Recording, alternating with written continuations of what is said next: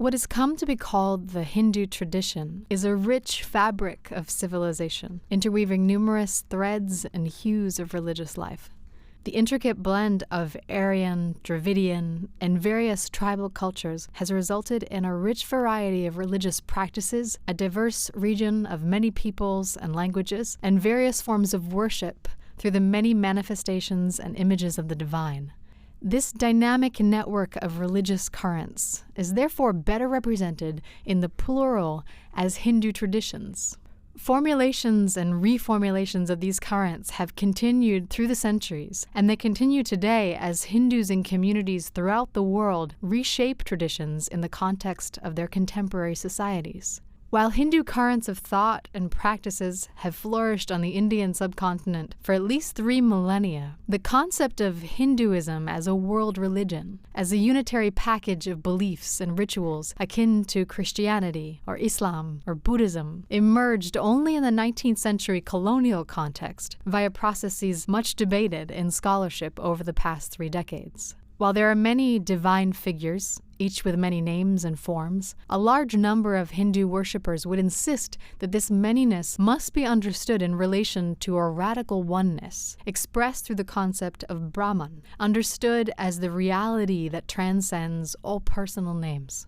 This one reality, call it Brahman, the divine, or the real, can be perceived in and through an infinite number of names and forms. The earliest literary sources of the Hindu tradition are the Vedas, literally knowledge, a body of ancient hymns and chants composed in the 2nd millennium BCE, sometimes referred to as Shruti, meaning literally what is heard. The Vedas were not read on the page, but recited orally in metered verse. The Upanishads, considered the end of Vedas and dating largely from the 8th to the 6th centuries BCE, are their wisdom literature and take the form of dialogues between teachers and students reflecting about the origin, basis, and support of the universe. What is the cause? What is Brahman? Whence are we born? Whereby do we live? On what are we established? So asks the seeker in the Svetasvatara Upanishad. The teachers of the Upanishads point the way to a profound realization that Atman, the innermost self, or breath of life, is identical with Brahman, the ultimate reality that pervades the entire universe. Along with these texts of philosophical reflections, another set of texts called the Dhamma-shastras were composed in the centuries before the Common Era. These focused on moral and social duties of individuals based on their place in the society and their station in life.